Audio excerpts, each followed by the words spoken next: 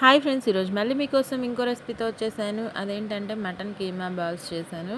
ఇది ఈజీగా ఉంటుంది, టేస్టీగా ఉంటుంది. మీరు ఒక్కసారి ట్రై చేయండి. ఇంట్లో ఉన్న ఇంగ్రీడియంట్స్ చాలా చాలా బాగుంటుంది. ట్రై చేసి చెప్పండి.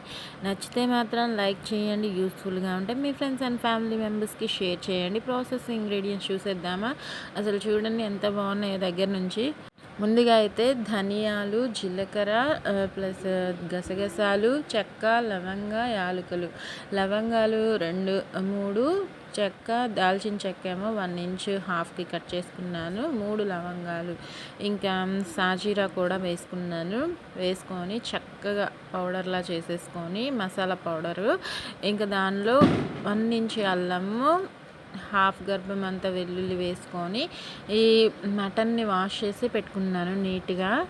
చిన్న చిన్న పీసెస్ చేసుకొని ఆ పీసెస్ని కూడా వేసేసుకొని చక్కగా మన కచ్చా పచ్చాగా మిక్సీ పట్టుకోవాలి. కీమాలాగా మిక్సీ పట్టేసుకోవాలి. మరీ మెత్తగా పట్టుకోకండి. ఇంకా తినేటప్పుడు బాగుండడం కోసం ఇలా కచ్చా పచ్చగా పట్టుకుంటే బాగుంటుందన్నమాట. ఇది మొత్తం ఒక బౌల్లో వేసేసుకొని ఇంకా బౌల్లో వేసుకొని ఇప్పుడు దీనిలో మనం ఉప్పు కానీ ఇంకా వేరే కారం కానీ ఏం వేయలేదు కాబట్టి కారంకి సంబంధించి ఇప్పుడు వేసుకుందాము. పసుపు ఒక హాఫ్ స్పూన్ దాకా వేసుకుంటున్నాను చిన్న స్పూన్తోనే. ఉప్పు కూడా తగినంత ఒక 1 స్పూన్ అంత వేసుకున్నాను. కారం కూడా ఒక హాఫ్ స్పూన్ సరిపోతుంది, ఎక్కువగా అవసరం లేదు.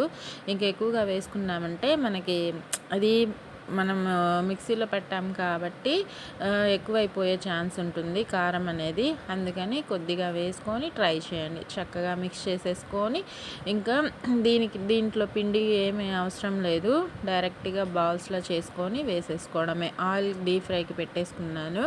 ఇదిగోండి కలిపి పెట్టుకున్న మిశ్రమాన్ని మనకి నచ్చిన సైజులో బాల్స్ చేసేసుకొని చక్కగా ఆయిల్లో డీప్ ఫ్రై చేసుకోవడమే.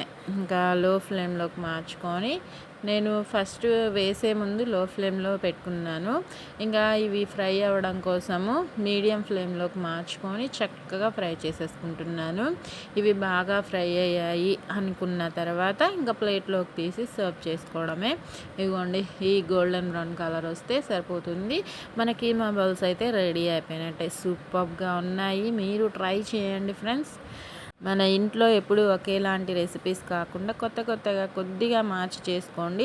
పిల్లలైనా ఎవరైనా ఇష్టంగా తినగలుగుతారు. ఓకేనా? నచ్చితే లైక్ చేయండి ఫ్రెండ్స్.